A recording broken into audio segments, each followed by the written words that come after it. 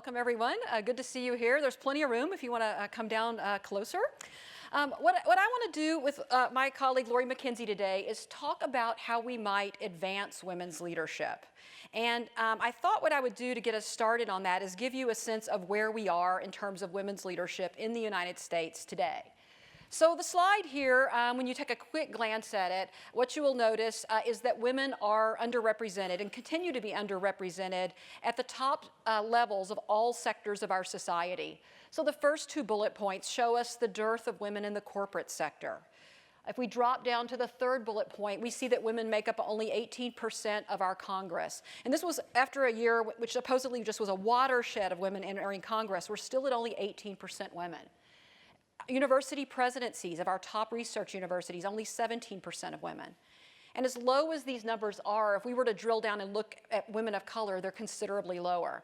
Now, this is actually really quite surprising in one way, and that is it's been over 30 years now since women started outnumbering men and they're earning a bachelor's degrees. So any of you who are here from the class of 1980 or 1985, you were in college about the time when that tipping point happened. And if you graduated in, say, 1990, you were at a period of time here on the farm when people were very optimistic about what was going to happen with women's leadership. Matter of fact, if you read books at the time about gender equality, the last chapter says, now with women flooding into college and getting bachelor's degrees, it's only a matter of time. But here we are, 30 years later, with these numbers. And we might think about why this is a problem, and maybe that seems obvious to people who come to a talk on women's leadership, but I want to point out that in addition to this being a problem for women, there's a societal cost to this.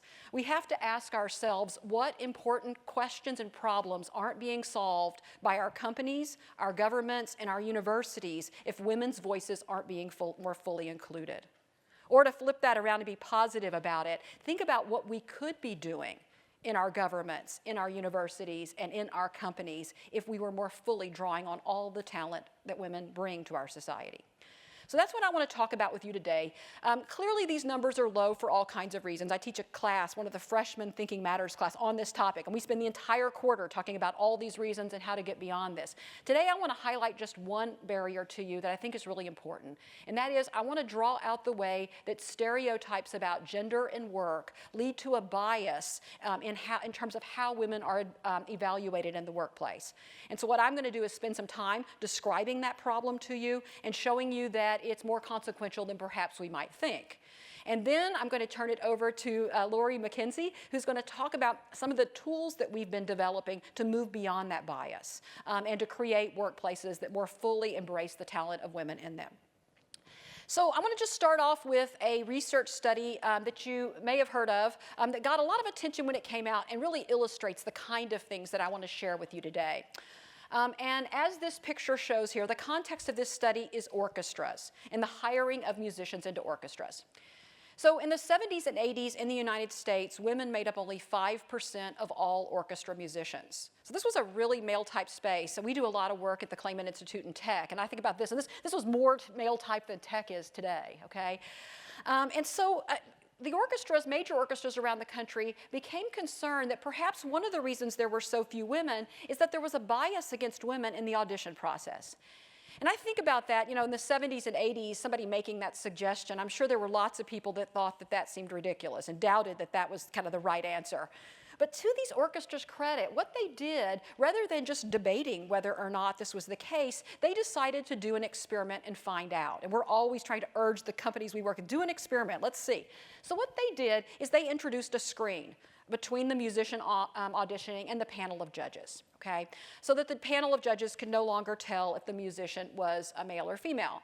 Now, to make it a really good experiment, they found out they also needed to put carpet down on the floors because heel clicks were giving it away. So they wanted to make it a really nice experiment. You couldn't tell who this person was. And what they found was rather dramatic. That is, the introduction of the screen increased the odds that a woman would make it past this first round of auditions by a full 50%. So it made a really big difference, okay? If you fast forward to today, women make up 25% of orchestra musicians in our top orchestras, 40% overall, still not at parity in orchestras, but this screen really did make a difference. I lead off with this example because it illustrates the two things I want to talk about with you today. One is that stereotypes about gender affect how women are evaluated. Without this screen, women were not being seen as competently as they actually were. And secondly, the screen. There are going to be tools that we can develop that are going to allow us to block the negative effects of stereotypes on how women are evaluated. Now, we're not going to be talking about screens later today. We're going to have to be more creative than that, right? But since most of us couldn't live our work lives behind a screen and wouldn't want to, but we do have some tools, I think, that can help us get beyond bias. So that's where we want to get to today. So I'm going to end up with this as my conclusion, okay? And then we'll work on getting there. I want to first show you how stereotypes limit women's leadership, okay? But all the way through, I want to draw out one more thread. And it's not only that these stereotypes are limiting women's leadership, they're actually interfering with the goal of having meritocratic workplaces. Meritocratic workplaces that are essential to innovation and discovery. What I mean by that is this. If we want to be as innovative as we can be, and if we want to discover the best scientific findings we can find on our universities and in our companies, it's essential that the best ideas and the best talents rise to the top. And if that's not happening, then we're interfering with the goal of meritocracy in addition to limiting women's leadership. So let's talk a little bit about how this works. My job is to sort of review some of the social science and share some really cool studies with you. But before doing that, I want to talk a little bit about the word bias itself. Bias is a word that often people don't like, right? It has kind of this ugly connotation to it, as if you're calling someone sexist or racist or something. But that's not how I'm going to be using the term here today. When I talk about bias, it's simply going to be an error in decision making. Okay, so if we think about the orchestras again, I think we can safely assume that most, if not all of those judges wanted to hire the best musician possible, right? They didn't get out of bed in the morning to discriminate against women. That wasn't their goal. They wanted to hire the best musician possible. But for reasons I'm going to explain, once they saw the gender of the musician, that affected how they saw that person's abilities and skills, okay?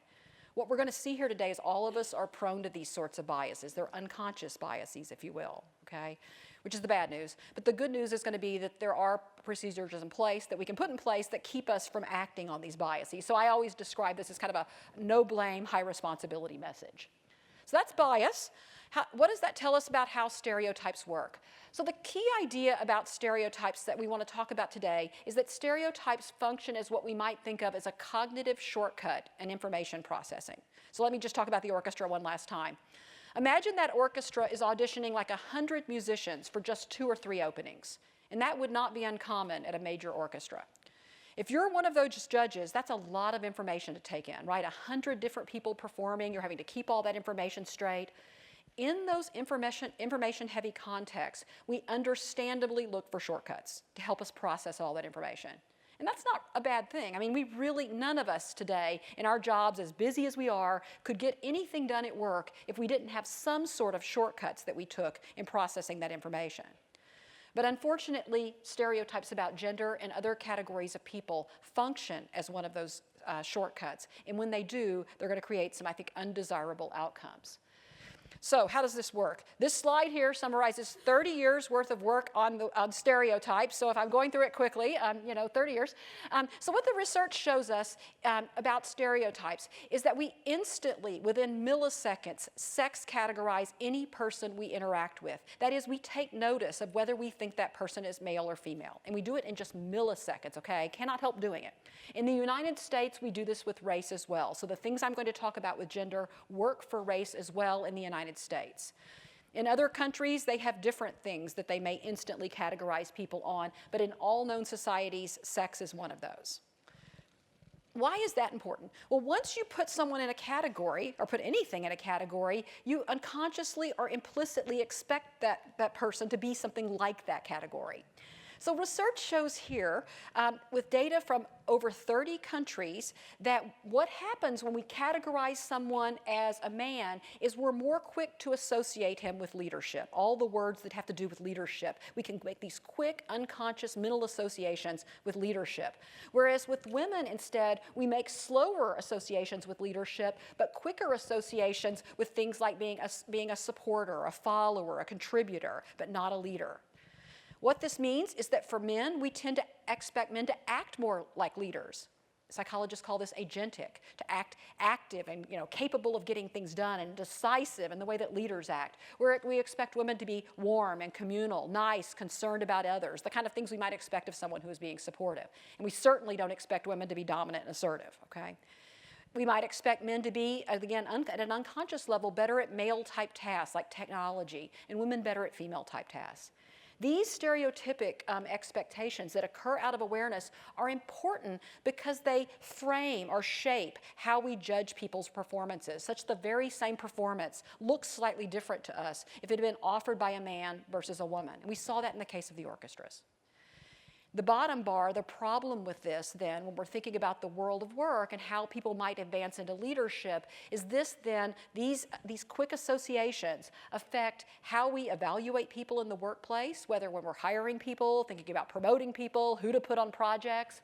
It affects the kind of opportunities we give to people in the workplace, and it affects the amount of influence people have. When someone makes a suggestion, does it sound like a good idea, okay? Does it sound like something worth funding? Okay, I want to talk to you today about a couple of ways that these stereotypes work and show you some examples, and then we'll turn to the important ending point that we want to get to today. How do we block these effects? Okay, so the first way that stereotypes work is they shift the standard that we use to judge people. So it turns out our standards shift around a little bit depending on if we're evaluating a man versus a woman, or if we're evaluating, in the case of race, someone who's white versus a person of color. If you think about why this would be, I'll use gender as an example here. If a woman performs well, and especially if it was in a male-typed domain, this runs counter to those quick associations we have. So one thing that we tend to do is to more carefully scrutinize her performance. And we do this even if in a situation where we're in awe of her. So I've been talking a lot about Mary Barra, the CEO of General Motors, Stanford alum. When General Motors announced the new CEO, and it was a woman, I don't know about you, but this caught me by surprise, right? This is the automobile industry. Who would have seen this coming? So I was kind of, so I found myself reading and reading about, why it is, how did she get to this point in her life? If General Motors had announced the new CEO was a man, I probably would have just turned the page and read something else. It wouldn't have been news to me. But that extra scrutiny can under certain circumstances, open the door to bias. So let me give you a couple of examples of this. I want to start with an example that comes from the field of psychology. And this is an experiment where what the authors of this study did is they created a resume for a person who had just gotten his or her PhD in psychology. So it had some publications on it, teaching experience, stuff like that. And they sent it out to psychology faculty all over the United States, and they said, evaluate this person, and importantly, tell us whether or not you think this person would be worthy of a tenure-track position in your department. The experiment was this: half the people out there received the resume with a man's name on it, and the other half of the psychology faculty doing the rating received the very same resume except with a woman's name on it. So this is a really great way to see whether gender matters, right? The resume's the same, the only thing's different is the name. What they found was, again, rather striking. 79% of the people who got a resume with a man's name on it said he would be worthy of hire, compared to only 49% of people who got the same resume except with a woman's name on it. And in case you're wondering, it did not matter whether the person doing the rating was male or female. Okay, male and female raters exhibited the same level of bias. We find this constantly in these studies. And sometimes this disappoints people. They want women to be better raters than men. But the issue is these are stereotypes that we're all kind of commonly aware of, and they're affecting our judgments at an unconscious level. Now, in a second phase of the study, what they did is they had people evaluate these same resumes, except now these people are more experienced, okay? So now we're talking more about people you might want to move into leadership. So they have more grants, more publications, and the like. And what they found with these more advanced candidates is that people wrote 4 times more doubt-raising statements on the rating forms for women compared to men. So I would need to see evidence she had gotten these grants on her own, for example. Notice that extra scrutiny that's going on there. Or it would be impossible to make such a judgment without seeing teaching evaluations.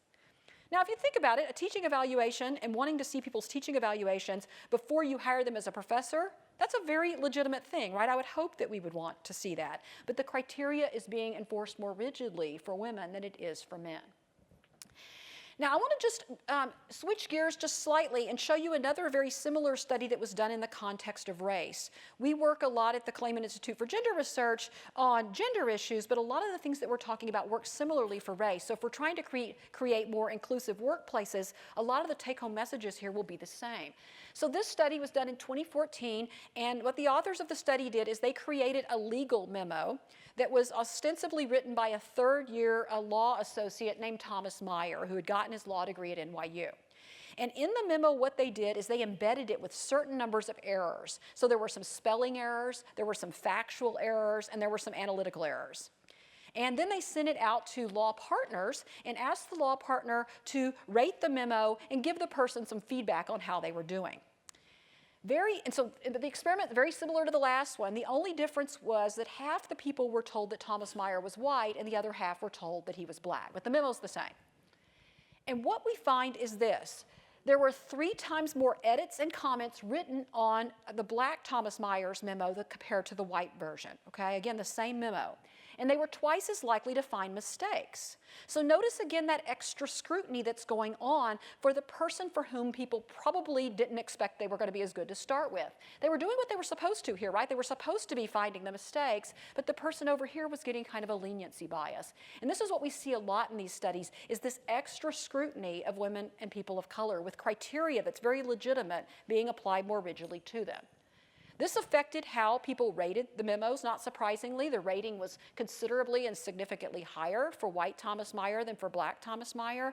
And it also affected their qualitative judgments. So the white Thomas Meyer is generally a good writer, has potential. Black Thomas Meyer needs lots of work, can't believe he went to NYU. So these sort of drastic differences in how they're talking about this performance. So you can imagine how this would affect advancement into leadership going forward. One final example I want to give in this area comes from some work that I've done. And you know, when we think about the experiences women have in the workplace, the experiences women have in the workplace are not just because they're a woman, because no one's just a woman, right? You're a woman, you have a race, you have a sexual orientation, you might have children, you might not, you might be disabled, and all these other things combine to affect the judgments that we make of people. So I've done some work looking at how being a mother might lead to disadvantages in the workplace. There's some literature out there on wage gaps that show that mothers experience a 5 to 7% wage penalty per child compared to childless women, okay? And this is if you're comparing men and women, I mean childless women and mothers who are in the same kind of jobs. So I was concerned whether this kind of biasing process might be affecting mothers as well. So what we did is an experiment where we had people evaluate either 2 women or 2 men, one of whom was a parent and one of whom was childless. So down in the resume of one of the 2 members of the pair, you learned that the person was an officer in an elementary parent-teacher association. Okay, so that's a subtle indicator that someone might be a parent. I mean, you don't have to be a parent to be an officer in an elementary school parent-teacher association, but I don't really think ever in the history of the PTA has there been an officer who was not a parent. So this very effectively conveyed parent status. Now, before starting the study, what we did is we pre-tested all of our materials to be sure we had 2 people who, when we didn't know their gender and we didn't know their parental status, were judged to be equally qualified. So just based on their resumes and performance evaluation. So there was no difference. Put names on the files, mark one as a parent. What happens? All of a sudden, the mother is seen as significantly less hireable. So they said they would recommend 84%, said they would recommend the person who was childless compared to only 47% for the mother. Further, if they were going to hire the person, they were going to pay her significantly and substantially less. Okay, so we see some evidence of a bias. For fathers, no such bias. In fact, fathers are actually preferred compared to childless women, and if they're going to be hired, they're going to be paid significantly more than childless men. So we see how parenthood's working differently for moms than for dads. We drilled down one more layer to try to figure out what's going on here. And what we found is that people were stereotyping the mothers as being less competent at their jobs and less committed to them, compared to the fathers who were seen as more competent and more committed to their jobs. Now, when I got these results, I sort of suspected that I would get this difference in commitment because there's pretty strong stereotypes out there that mothers aren't as committed to their jobs. It turns out that there's not a lot of data to support that, but there is these stereotypes. But the competence thing's kind of weird. Why would someone all of a sudden be like have less brain power after they had a child? So I went to talk to one of my friends, Deborah Rohde, in the law school, and I was telling her about this, and she had just done some work where she was interviewing law associates coming back from maternity leave. And these law associates were complaining that when they came back from maternity leave, they weren't getting as interesting of work anymore. They were getting like paralegal level work and not the kind of work they'd been getting before. And she told me that one of the people that she interviewed told her boss, I had a baby, not a lobotomy, to kind of drive home that point. So what we've seen here is that stereotypes can lead to this extra scrutiny, right? And we've seen it now for women. We saw it for African American men. We've seen it for mothers. We might ask whether or not women might be able to overcome doubts about their competence and get beyond the effects of stereotypes. I mean, what stereotypes are doing is causing us to see people as less competent than they are. Could we get past this barrier by asking women to self-promote, toot your own horn, make sure people are listening to you? Could that help get beyond this barrier? Well, Lori Rudman has done some interesting work in this regard. She's done a series of experiments where people are evaluating people who are interviewing for a job. So if you were in this study, you'd be watching somebody who was interviewing for a job, and then you'd give feedback to that person. Half the people are interviewing women, half the people are rating women, half the people are rating men, and half the people are rating people who are modest. So in the interview, they talk about what they've done, but maybe they give credit to their teammates, or I got lucky, or something like that. The other half are evaluating people who are self-promoting. So you can imagine this person, I drove sales, I did this, a lot of the language of I. So the question is, does this work? We often tell this to women. You need to self-promote. If you don't toot your own horn, no one else will. I don't know if you've heard that saying. It's interesting. That's a very Western saying. In certain Eastern countries, there's the corollary statement that says the loudest duck gets shot. Okay, that means something different than toot your own horn. But at least in the United States and many Western countries, this is what we tell people. Does it work? Well, it turns out for both men and women, yes. People who self-promoted, both men and women, were judged to be more competent than their more modest counterparts. So it raised people's sense of perceived competence. That's a good thing. But for women, it also decreased their likability. So these more self-promoting women were seen as more competent, but people didn't like them, okay? What's going on there? Well, our stereotypes about women are that they should be modest, not dominant or assertive. So this was a violation of a stereotype and was creating what scholars call this likability penalty. Men occur no such penalty, okay? The more self-promoting man was just as like as his more modest counterpart. Now, you might think, so what? If I'm interviewing for a job, I want to be seen as competent. That's more important than likable, right? That is the trade-off. I would rather be competent than likable, right? As my colleague Maggie Neal here in the Graduate School of Business likes to say, if you want to be liked, get a dog. This is work. But it turns out it matters, okay? For the man who was more self-promoting, he was more likely to be recommended for hire. People liked him and they thought he was competent. That's a win-win. But for the woman who was more self-promoting, she was no more likely to be hired. People didn't want to hire her because they didn't like her, and they didn't want to hire her more modest counterpart because they didn't think she was very competent. Okay, so this is a bad trade-off, right? This likability penalty is especially important for women as they move into leadership roles, because leadership roles are really about sort of enacting more agentic, self-promoting behavior to some extent, okay? So if we're trying to advance women's leadership, we've got to get past this likability penalty. I want to show you one more example of the way stereotypes work, and then we'll turn to solutions. And that is, stereotypes also can shift around the very criteria we use when making decisions about people. So I'll just show you this particular study. This study, the context is people are being considered to be hired as a police chief. So police chief is a leadership position, head of the police department. It's also a kind of male-typed job. And so what the authors of this study did is they created resumes for 2 candidates for police chief, okay? And they created them to be equivalently qualified, except one person had more education that was relevant to being a police chief, and the other person had more experience. So these are kind of 2 criteria you might care about, and one person's strong on one and one's strong on the other. And that's often when we're making hiring and promotion decisions, that's how it is. Somebody seems better on this hand, but the other one's better on that hand. So in the first phase of the experiment, they have no names on the file. We don't know who's male or female or anything else about them except what they've done on the job. And what we find is that people overwhelmingly prefer the person on the left. And when they're asked to justify their choice, they say he has more education or this person has more education. So all this is telling us is that in this population, people are weighting the criteria of education more heavily than they're weighting experience. Okay, so that's all we've learned. In the next wave of the experiment, what they do is they put names on the files. They get a different set of raters to rate the two applicants, okay? And now we have the man's name on the file that has more education and the woman's name on the file that has more experience. So what we would expect here is that people, based on what we learned in the first condition of the experiment, we would expect that people would prefer the man because he has more education, and education seems to be the criteria that people were weighting more heavily. And that's what we find. Okay, so people preferred the man, and they asked to justify their choice. They said he has more education. What gets interesting is this third condition, okay? Now we grab a different set of raters, okay? We give them the same two resumes. We just swap the names around. So now the woman's name is on the file with more education. And I've seen a couple people in the room laughing, and they see where this is going, right? So if education is the criteria that carries the day, if it's where we're weighting things more heavily, we would expect that the woman would be chosen for the job, and all the people shaking their heads are betting no. Wouldn't make any sense if this was in my slideshow, if that was what happened. And instead what happens is they still prefer the man, and when they justify their choice, it's because he has more experience. So notice what's happened is the criteria has shifted from education to experience to justify probably what was people's gut hunch, this person was more right for the job. Okay, so we've seen a lot of depressing stuff here on reunion weekend back on a sunny day on the farm, right? We've seen how stereotypes shift our criteria around, our standards around, the likability penalty, all this. Let's end on a positive note by talking how we can get beyond these effects, okay? And what I want to suggest is that our solutions share one thing in common, and that is they have to break the tendency to use stereotypes as a shortcut.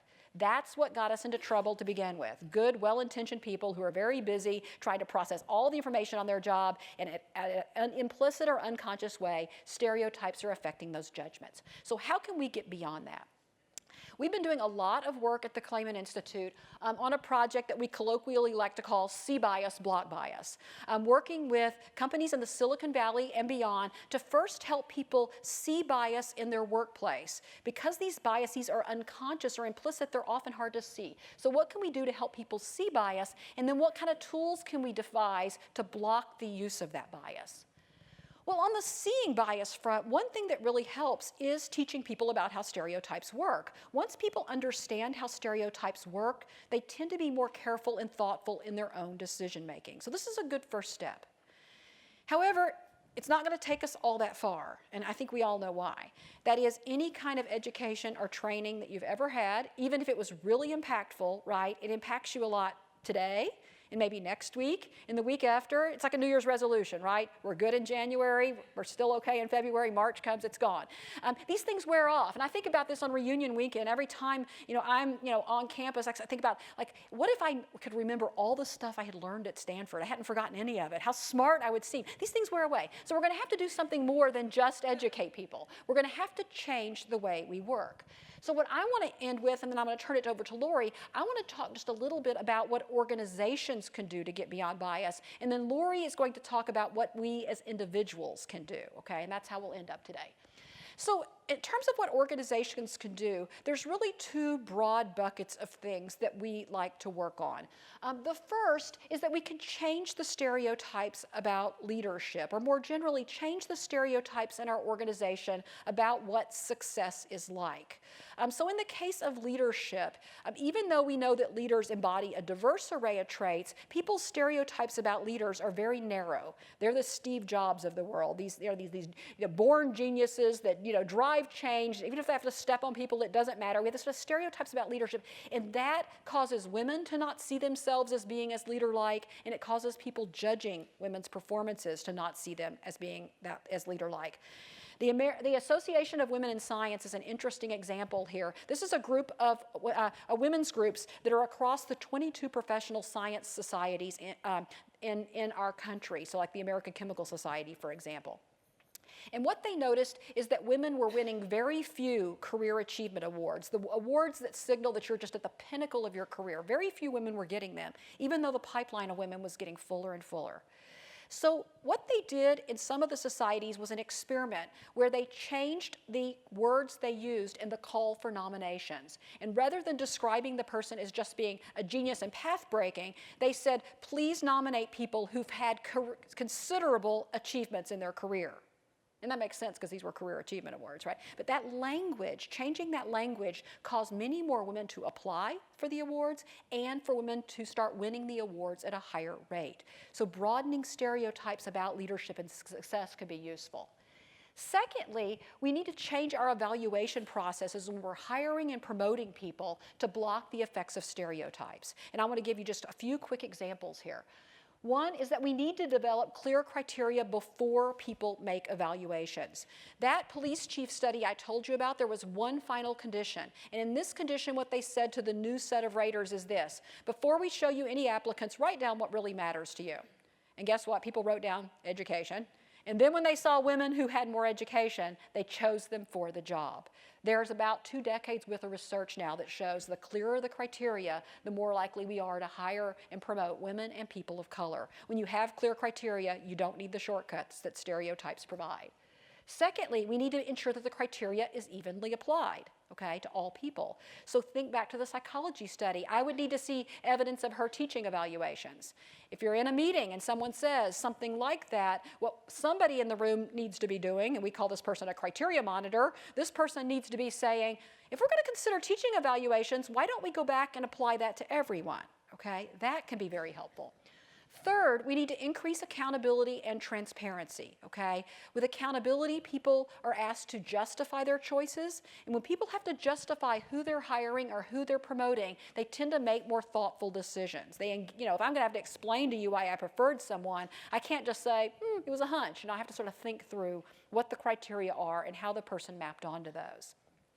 Transparency, posting numbers, keeping track of how you're doing in terms of hiring women and other diverse groups.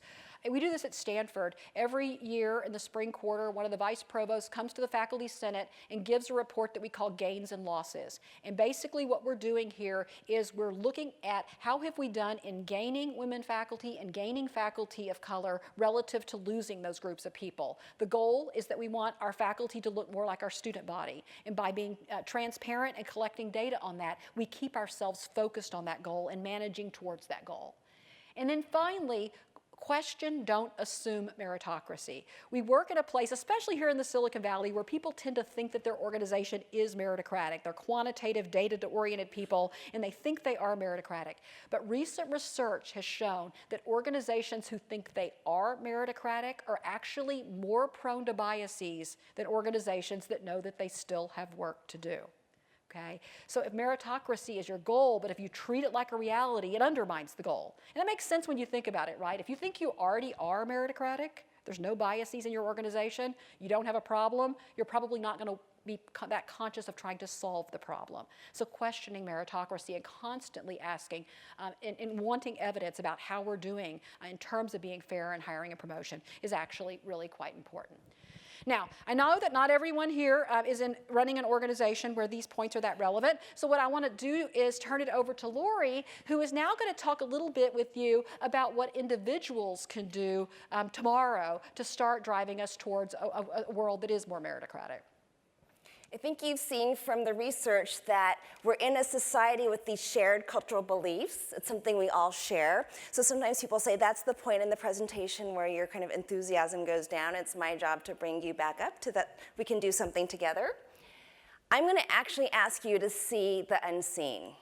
And when I think about that, I think about these puzzles. How many of you can see the face of an old lady in this puzzle? Okay. And how many of you can see the face of a young lady in this puzzle? Oh, great. It's funny, when I do this with a lot of tech companies, the young face gets a lot of hands, and the old face doesn't get as many, so I think we have some age bias going on in Silicon Valley. So the interesting thing is it can actually take you some time to be able to see both these faces. At the one reunion weekend, this young boy had never seen it, and he got it in about a minute. And sometimes I find the older I get, the harder it is for me to see both sides of an equation. The good news is, though, that what we've learned is once your brain identifies both, it cannot unsee them again. So I hadn't seen this puzzle for about 5 years. And when they showed it to me again, I'm like, oh yeah, there's an old face and a young face. So our goal with all of our bias training is to ensure that we present you a way to see bias in a way you can't unsee it again, and then to have the tools to be able to block bias. We're going to start with an experiment in language. So yes, you get to do this classes without quizzes. I'm not going to quiz you, but we're going to do some experiments together. We're going to do an experiment in language, because language is the most common way that we maintain and replicate cultures in our families, in our communities, and in our workplaces. I'm going to have you do an experiment, so you should have gotten a piece of paper when you came in. You don't have to use it. I find also a lot of people like to use their devices, so there's a piece of paper. We have some pens as well. And all I want you to do is describe a top performer. So if you think of that in a workplace context, it might be a team you're on and there's one person you can always count on. It could be in your community. Where I live, there's this one family, they always host all the block parties. So I would count on her all the time to host that family to host the block parties. It could be in your family. So my job in my family is to plan all our vacations, and in that context, I would be called the top performer of my family's vacation planning. So whatever context you have, think of a top performer, and on that sheet of paper, just take a minute to describe in a few words the behaviors and attributes of that top performer. Doesn't have to be a complete sentence or a resume, just a few words to describe a top performer, whether it's at home, at work, or in your family. And thank you for passing out the pens.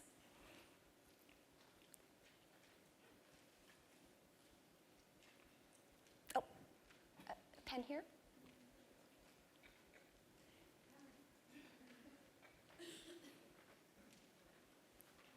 You thought this was classes without quizzes.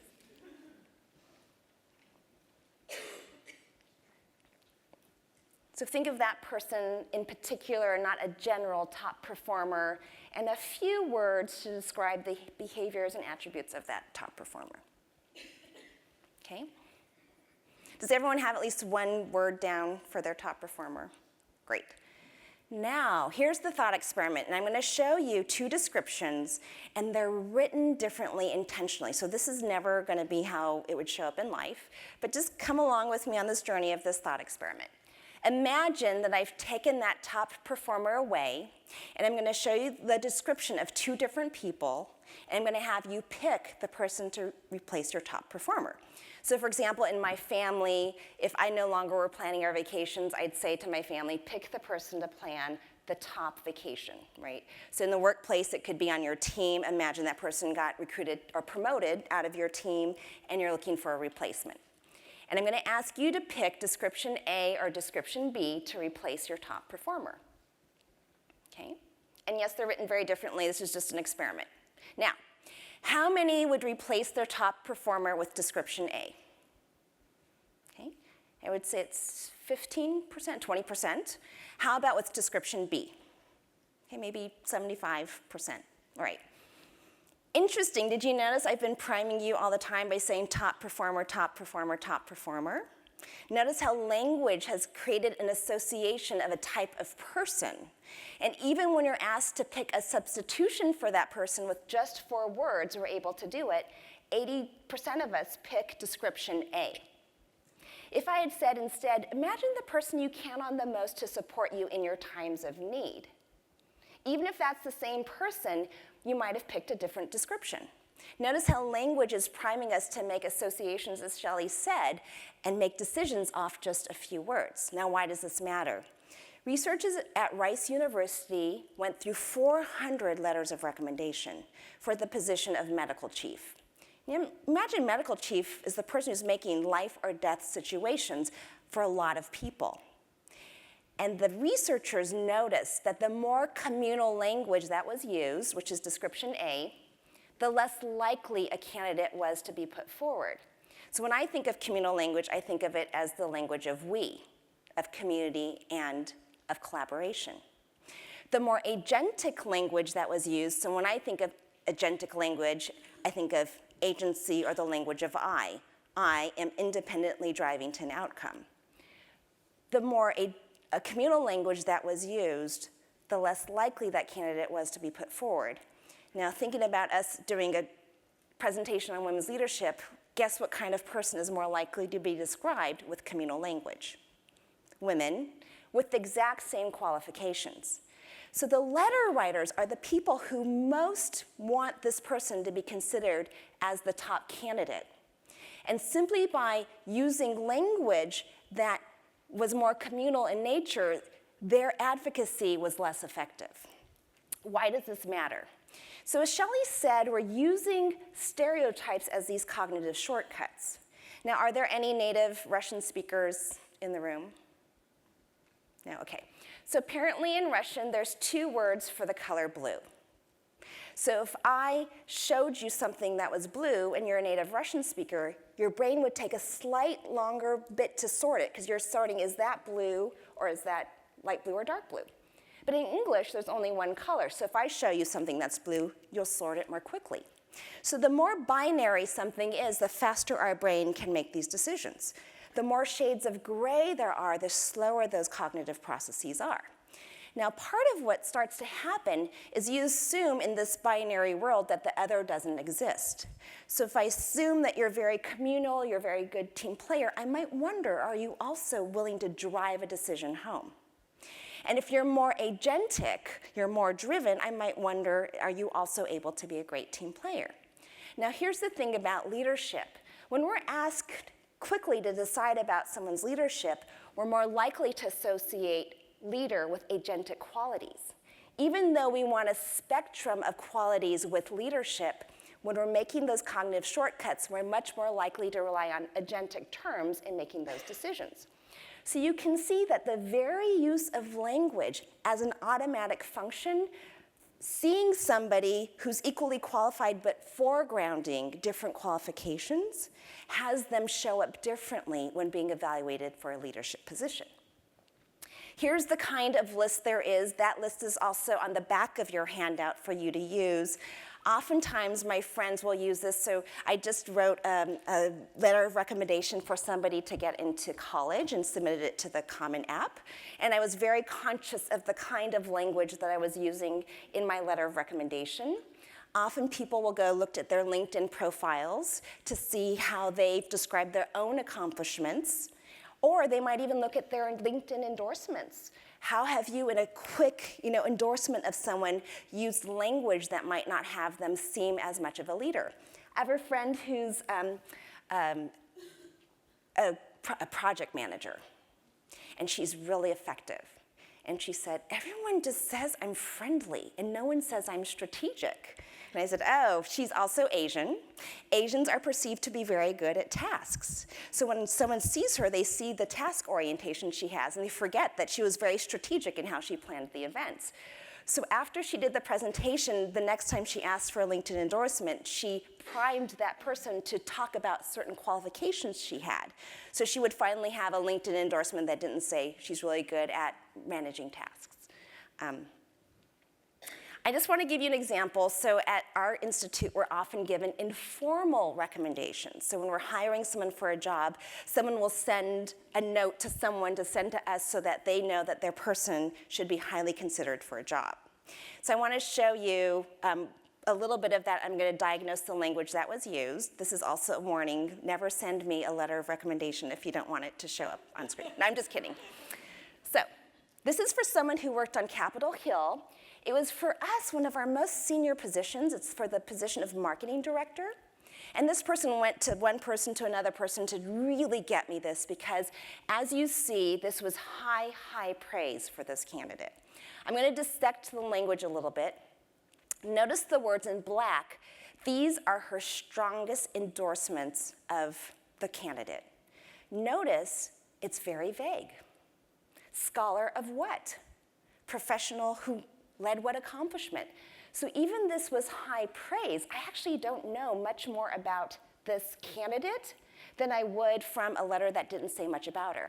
Another thing we know about women is they're more often described through their personalities than with their accomplishments.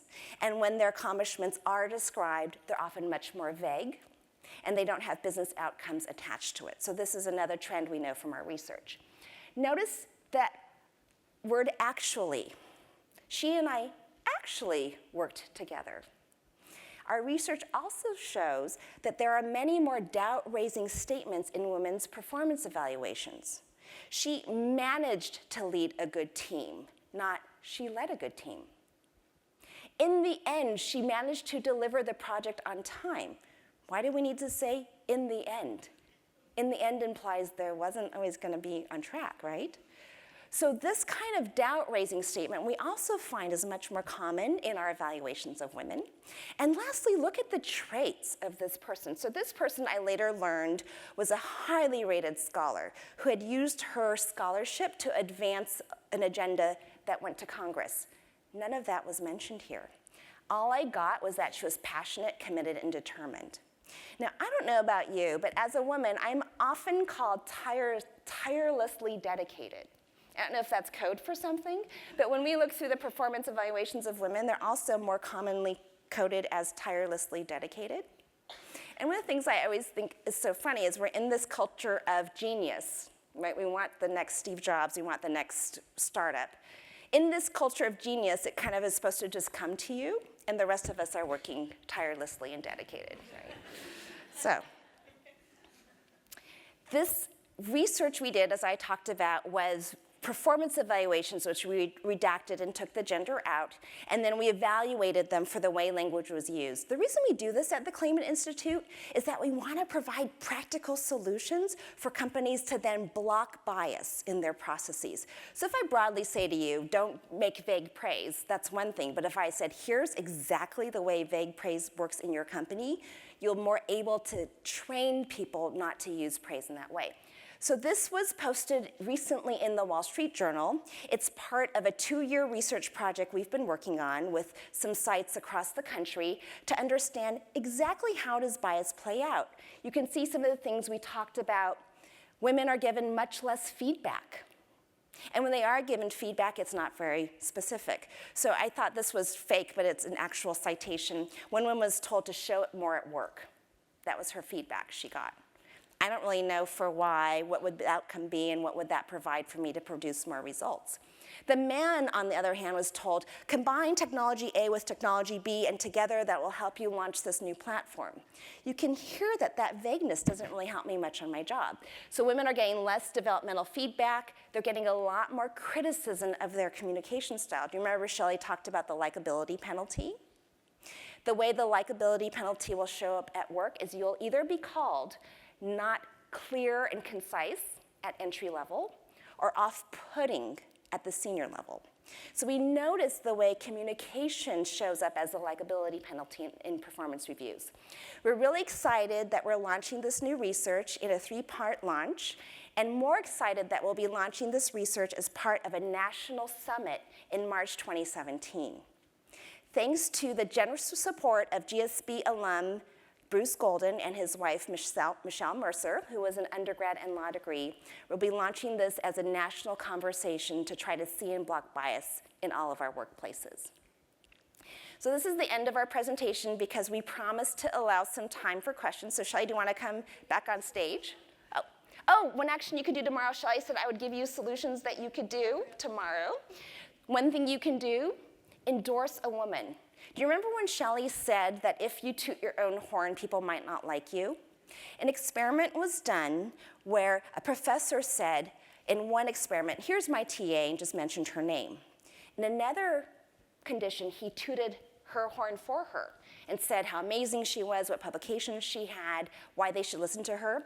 In the condition where the professor tooted the horn for her, her ratings went up. So even if women might have to navigate the likability penalty around tooting their own horn, you can toot their horn for her. So always introducing a woman, making sure you vouch for her competence is one way that you can work towards her being recognized as an expert and as a leader. Another thing you can do is just block the automatic use of language. Don't write a letter of recommendation without thinking, what am I trying to say about somebody? You could also, I've noticed this with my kids too, what I'm criticizing about them by gender and trying to make sure I do that equally for them. And lastly, you can update your resume or LinkedIn profile, or perhaps someone you know update their resume or LinkedIn profile to be reflective of their true accomplishments in ways that will help them attain everything that they want in leadership. So with that, we'll see if you have any questions. There's a couple of microphones in the room, Yes, so if you that's have right. a question, if you could go to the microphone. Otherwise, we have to repeat it and we may botch it. So, yes. Yeah, thanks so much. This is really helpful. And for me, I work at the World Bank in Washington, and we're actually going through an EDGE survey right now as part of the gender strategy for the organization. And I hope that they make the comments public for at least the staff. I mean, because they did when it was both men and women commenting, and this is something that's gone out just to the women. So, but a lot of this resonates very much. My question is, I'm the mother of 3 teenage girls, and my middle daughter is, I think has a lot of very intrinsic leadership qualities, but those things can sometimes make it difficult. She's, in the 10th grade. And I'm looking for, different kinds of programs or ways to support her. I mean, in all 3 of them, but especially her, that she's got that. We were in the Power. I was in the Power one earlier. The little girl that was. many of you were in that one, but they were talking about girls versus boys. She's got some of those characteristics that are, sometimes off-putting, I think, to both girls and boys. And I want to help to, give her the tools she needs as well as my other girls. I just wondered if you had anything for the kind of that next generation. Yeah, I should say that it's a very common finding with young girls that are exhibiting leadership behavior to be called bossy, for example, which is a derogatory term, and I think serves to dampen their ambition. And it's something I think we just absolutely don't want to do. So the question is, what can we do then to provide a good space for them to develop those skills and recognize those skills? I mean, I think one, as a to Lori's point about endorsing the competence of other people, to sort of to very clearly try to correct some of those things in amongst the people who might be critical of her. So I think it's important when a girl is exhibiting leadership skills and there's negative attention drawn to that, for somebody to be able to say about her, I think she actually could be running her class or something like that.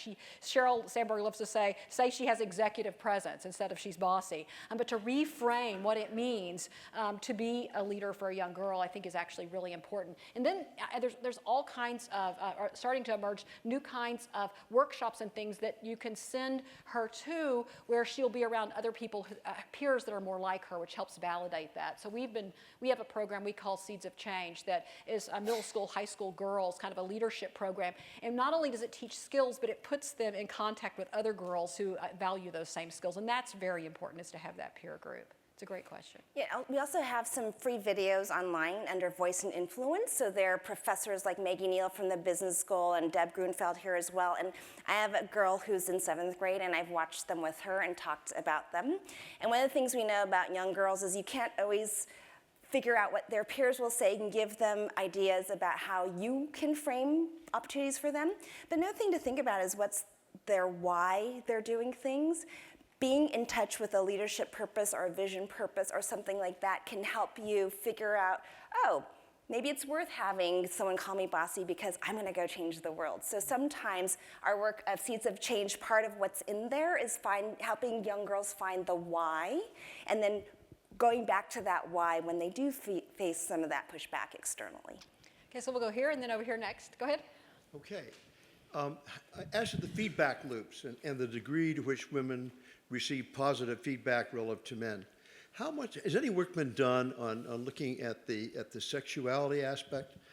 Positive input is the language of intimacy at some level, and some men feel far more uncomfortable with that, or knowing how to rephrase or reframe what they want to say so that it doesn't take on context, or that doesn't bother their own subconscious feelings. Right. Has there been any work on this? Yeah, there is some work that shows that is one of the barriers that some men will describe and say mentoring women, for example. I mean, how is it going to look? I'm, hanging out with this woman in a bar.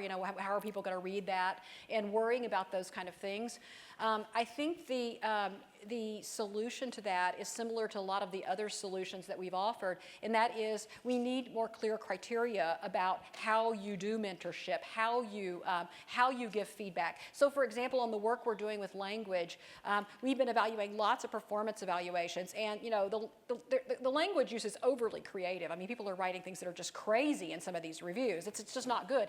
So what we've been doing is working a little bit on teaching people what kind of things you say, because if you're a manager and you're told these are the kind of things you talk about, and your subordinate knows these are the kind of things your manager is going to say, it's not going to be misread. It's going to be what the company is suggesting that people do. So we have to provide tools to help people Also do some that. training in mentorship. Exactly. And what's appropriate behavior on the part of the mentor, and what the mentor's own subconscious feelings are during that Yes, there you go. interface. Yep, thank you, sir. Yes, we're doing a video actually in our new Voice and Influence series on having effective mentoring relationships, and we talk about the roadblocks, which include protective hesitation on the part of the mentor to give hard feedback, and protective defensiveness on the part of the mentee to hear the hard feedback. So we'll be tackling that next year. Yeah, exactly. Yes. Yes, question over here. Yes, hi. I'm Suzanne Butler. I'm class of 1964. 50 years ago, when I was an undergraduate at Stanford, there were almost no women on the faculty. George Spindler was chairman of the anthropology department, and my one experience with a woman faculty member was his wife, Lois Spindler, and she was a teaching assistant or something along those lines. The gender ratio at the undergraduate level, I think, was 5 men to 3 women. It might have been 5 to 2. I thought that was great, but that was then. My question now is, how much progress has Stanford made on hiring women at full faculty and giving them tenure? Yeah. So, I chair the Provost Committee on Faculty Equity, so I usually have these data handy. So I should say at the student body level, we're doing great, okay? I mean, it's, you know, like most universities, really pretty close to 50-50. At the faculty level, at this point in time, amongst our assistant professors, we're 27% female. Okay, so we're a little over a quarter. When it comes to full professors, we're more between 21 and 22%. So about 1 in 5. So we're not where we want to be. That's kind of on par with our peers. So it's not like, you know, Stanford's having a unique problem here, but we're not where we want to be with that. And I think there's a real concerted effort, especially on trying to hire women in the STEM fields and in the business school, where women are especially in low numbers, and importantly trying to hire faculty of color as well. But we're not where we want to be at this point yet with that. Partly this is, you know. So on tenure, when we talk about tenuring people from assistant to, to associate professor, there is not a gender gap in who gets tenured. And this, I think the university has given a lot of thought to how it is that we are evaluating people for tenure. So it's not that gender never matters, but overall the pattern looks really pretty good there. So our question, I think, is really about, our challenge is hiring people and getting them here. And then I think we're doing okay on the other dimension. I see we're almost out of time. Maybe we could do one more question, and then I'm happy to answer a few questions individually afterwards. But so I think she was here first. Sorry. Your comment on seeing the bias as the mother of a tuba player, female tuba player, 5 years ago when the woman was hired for the Philadelphia Symphony, and there was all the news articles on how a woman had finally landed the position. None of them mentioned that women had been winning the position for years on the blind auditions, and that when they saw a woman was chosen on the blind auditions, they redid them visible. Not one news article. So I wrote in about the statistics because I had them from a tuba player with a master's degree. Is there a place we should keep our eye to check in with some of the statistics? Because my awareness is business is all the time. I'm with people who do not acknowledge that there is a bias, and I have to have constant statistics, language, to keep asking, having paraphrase, asking for more information. Can you give us something to keep our eye to? Yeah, so the statistics are going to be spread out depending on what the category is. But I want to I just want to underline what you're doing as being very important. That is, now it's pretty easy to Google and find statistics on things. When someone says to you, there are no women here, there are no women in the pipeline, there are no women that are eligible for this, that we should not take that as an answer. That's almost always not the case, right? So if I see, major awards have just been given to people and there's only one woman there out of, all the 10 people that have been nominated, I write and say, where are the women? And often I hear back, well, no one nominated them, or da-da-da-da. There's all these excuses, but there are women out there, and I think we have to help point that out to people. So I would just underscore that in those situations, if you hear there are no women, dig a little bit and find some for them, because there are women there, and we need to help promote women, all of us, if we're going to really advance women's leadership. And I'll just end by saying again, this is not just about women. This is about, really driving the best innovation, scientific discovery, and solving the biggest problems in our world. We need to have all people involved. If the cure for cancer is in, the head of some young African-American woman and we're not listening to her, we're all losing out on that. So this is something that really affects us at a societal level. Thank you all very much.